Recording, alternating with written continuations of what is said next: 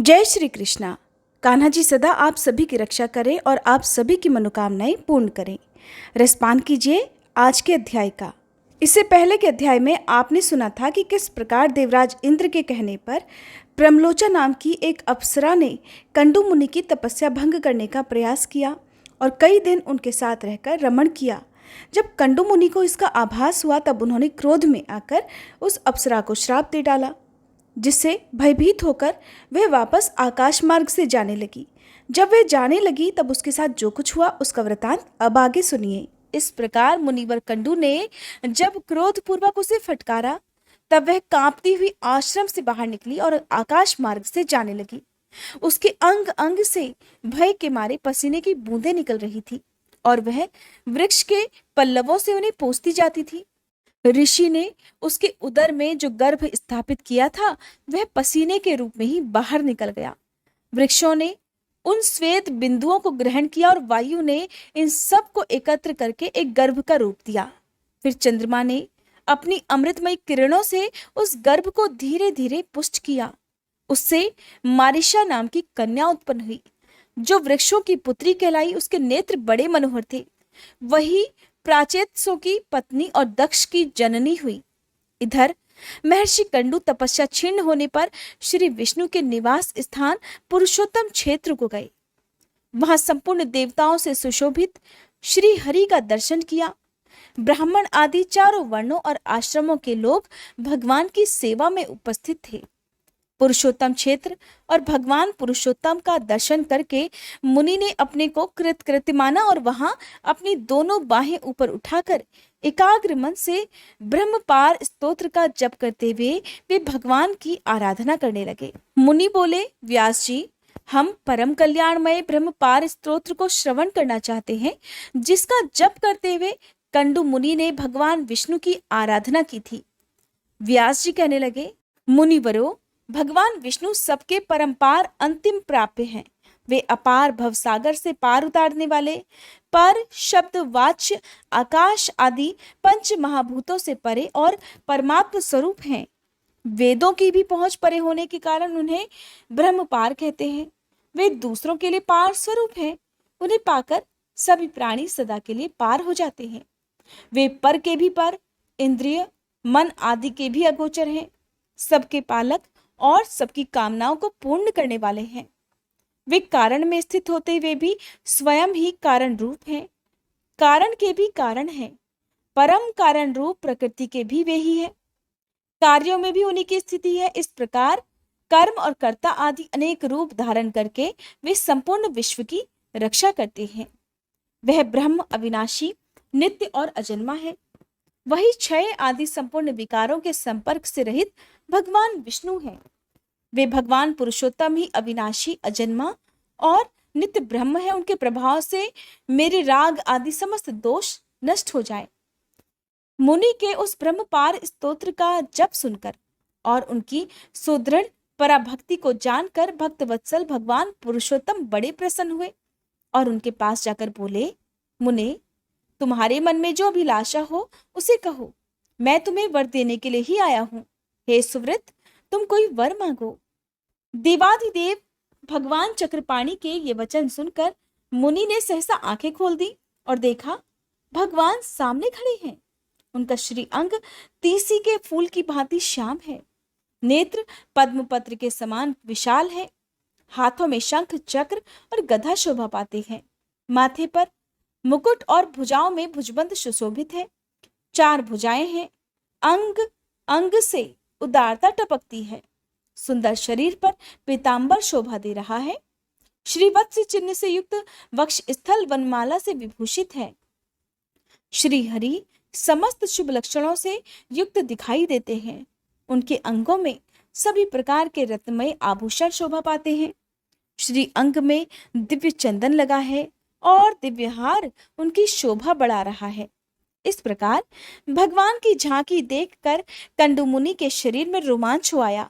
उन्होंने दंडवत पृथ्वी पर गिरकर साष्टांग प्रणाम किया और कहा, प्रभु, आज मेरा जीवन सफल हुआ। आज मेरी तपस्या का फल मिल गया। ऐसा कहकर मुनि ने भगवान की स्तुति प्रारंभ की।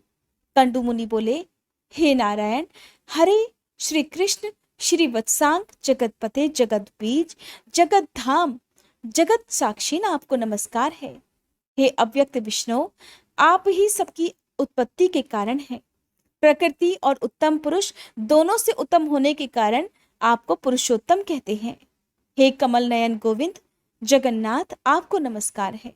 आप हिरण्यगर्भ, लक्ष्मीपति, पद्मनाभ और सनातन पुरुष हैं। ये पृथ्वी आपके गर्भ में है। आप ध्रुव और ईश्वर हैं। हे ऋषिकेश, आपको नमस्कार है। आप अनादि, अनंत और अजेय हैं। विजयी पुरुषों में श्रेष्ठ, आपकी सदा जय हो। हे श्री कृष्ण, आप अजित और अखंड हैं। हे श्रीनिवास, आपको नमस्कार है। आप ही बादल और धूप, वर्षा और गर्मी करने वाले हैं। आपका पार पाना अत्यंत कठिन है। हे प्रभु, आप बड़ी कठिनाई से प्राप्त होते हैं। दुख और पीड़ाओं का नाश करने वाले हरे, जल में शयन करने वाले नारायण, आपको नमस्कार है। अव्यक्त परमेश्वर, आप संपूर्ण भूतों के पालक और ईश्वर हैं। भौतिक तत्वों से आप कभी क्षुब्ध नहीं होते हैं। संपूर्ण प्राणी आप में ही निवास करते हैं। आप सभी भूतों के आत्मा हैं। संपूर्ण भूत आपके गर्भ में स्थित हैं। आपको नमस्कार है। आप यज्ञ, यज्ञवा, यज्ञधर, यज्ञधाता और अभय देने वाले हैं। यज्ञ आपके गर्भ में स्थित है।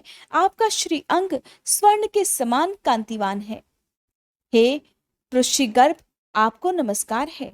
आप क्षेत्रज्ञ, क्षेत्रपालक, क्षेत्री, क्षेत्रात्मा, जितेंद्रिय, क्षेत्र रहित और क्षेत्र के सृष्टा है। आपको नमस्कार है। गुणालय, गुणावास, गुणाश्रय, गुणावह, गुणभोक्ता, गुणाराम और गुण त्यागी, ये सब आपके ही नाम हैं। हे प्रभु, आपको नमस्कार है। आप ही श्री विष्णु हैं। आप ही श्री हरि और चक्री कहलाते हैं। आप ही श्री विष्णु और आप ही जनार्दन हैं। आप ही वशटकार कहे गए हैं। भूत, भविष्य और वर्तमान के प्रभु भी आप ही हैं। आप भूतों के उत्पादक और अव्यक्त हैं। सबकी उत्पत्ति के कारण आप भव कहलाते हैं। आप संपूर्ण प्राणियों के भरण पोषण करने वाले हैं। आप ही भूत भावन देवता हैं। आपको अजन्मा और ईश्वर कहते हैं। आप विश्वकर्मा हैं, शंभु है, श्री विष्णु है और वृषभ की आकृति धारण करने वाले हैं। आप ही शंकर, आप ही शुक्राचार्य, आप ही सत्य, आप ही तप और आप ही जनलोक हैं। आप विश्व विजेता, कल्याणमय, शरणागत पालक, अविनाशी, आदित्य, ओंकार, प्राण, अंधकार नाशक सूर्य, स्वयंभू, ज्येष्ठ और परायण, मेघ, सर्वत्र विख्यात तथा देवताओं के स्वामी ब्रह्मा भी आप ही हैं। सृष्टा, भोक्ता, होता, हविष्य, यज्ञ, प्रभु, विभु और आप सभी के दृष्टा तथा लक्ष्मीवान हैं। आप ही श्रेष्ठ, लोकपति और अच्युत भी आप ही हैं। आप ही दिन और आप ही रात्रि हैं। विद्वान पुरुष आपको ही वर्ष कहते हैं। आप ही काल हैं। कला, काष्ठा, मुहूर्त, क्षण और लव सब आपके ही स्वरूप हैं। आप ही स्थाणु और आप ही पवित्र यश वाले हैं। आपको नमस्कार है। विशाल नासिका वाले अश्वमुख भगवान हयग्रीव, महापुरुष विग्रह, आप मधु और कैटब का नाश करने वाले हैं। आपको नमस्कार है। कंडू मुनि के इस प्रकार स्तुति करने पर भगवान विष्णु ने प्रसन्न होकर कहा, मुनि श्रेष्ठ, तुम मुझसे जो कुछ भी पाना चाहते हो उसे शीघ्र कहो। तब कंडू मुनि बोले, हे जगन्नाथ, ये संसार अत्यंत दुस्तर और रोमांचकारी है। इसमें दुखों की ही अधिकता है। ये अनित्य और केले के पत्ते की भांति सारहीन है। इसमें न कहीं आश्रय है न अवलंब। ये जल के बुलबुलों की भांति चंचल है। इसमें हर प्रकार के उपद्रव भरे हुए हैं। ये दुस्तर होने के साथ ही अत्यंत भयानक भी है। प्रभु, मैं आपकी माया से मोहित होकर चिरकाल से संसार में भटक रहा हूँ, किंतु कहीं भी शांति नहीं पाता। मेरा मन विषयों में आसक्त है। हे देवेश, इस संसार के भय से पीड़ित होकर आज मैं आपकी शरण में आया हूँ। हे श्री कृष्ण, आप इस भवसागर से मेरा उद्धार कीजिए। सुरेश्वर, मैं आपकी कृपा से आपके ही सनातन परम पद को प्राप्त करना चाहता हूँ, जहां जाने से फिर इस संसार में कभी नहीं आना पड़ता। श्री भगवान बोले, हे मुनिश्रेष्ठ, तुम मेरे भक्त हो, सदा मेरी ही आराधना करते रहो। तुम्हें मेरे प्रसाद से अभीष्ट मोक्ष पद की प्राप्ति होगी। विप्रवर, मेरे भक्त क्षत्रिय, वैश्य, स्त्री, शूद्र तथा अंत्यज भी परम सिद्धि को प्राप्त होते हैं। फिर तुम जैसे तपोनिष्ठ ब्राह्मण की तो बात ही क्या है। चांडाल भी अगर उत्तम श्रद्धा से युक्त और मेरा भक्त हो तो उसे भी अभीष्ट सिद्धि की प्राप्ति होती है, फिर औरों की तो चर्चा ही क्या। व्यास जी कहते हैं, ऐसा कहकर भक्त वत्सल भगवान विष्णु वही अंतर्ध्यान हो गए। उनके चले जाने पर मुनिवर कंडू बहुत प्रसन्न हुए और फिर समस्त कामनाओं का त्याग करके स्वस्थ चित्त हो गए। समस्त इंद्रियों को वश में करके ममता और अहंकार से रहित होकर एकाग्र चित्त से भगवान पुरुषोत्तम का ध्यान करने लगे। भगवान के निर्लेप, निर्गुण, शांत और सन्मात्र स्वरूप का चिंतन करते हुए उन्होंने दुर्लभ मोक्ष पद प्राप्त कर लिया। जो महात्मा कंडू की कथा को पढ़ता अथवा सुनता है और दूसरों को सुनाता है, वह सभी पापों से मुक्त होकर स्वर्गलोक को जाता है। मुनिवरों, इस प्रकार मैंने इस कर्मभूमि तथा मोक्षदायक पुरुषोत्तम क्षेत्र का वर्णन किया, जहां साक्षात भगवान पुरुषोत्तम निवास करते हैं। जो मनुष्य संसार जनित दुखों का नाश और मोक्ष प्रदान करने वाले वरदायक भगवान श्री पुरुषोत्तम का भक्ति पूर्वक दर्शन, स्तवन और ध्यान करते हैं, वे समस्त दोषों से मुक्त होकर भगवान के अविनाशी धाम में जाते हैं। हरे कृष्णा। आज का अध्याय समाप्त हुआ। अगले अध्याय में आप जानेंगे मुनियों का भगवान के अवतार के संबंध में प्रश्न और श्री व्यास जी द्वारा उसके उत्तर के बारे में। उम्मीद करती हूँ आप अगले अध्याय का इंतजार भी जरूर करेंगे।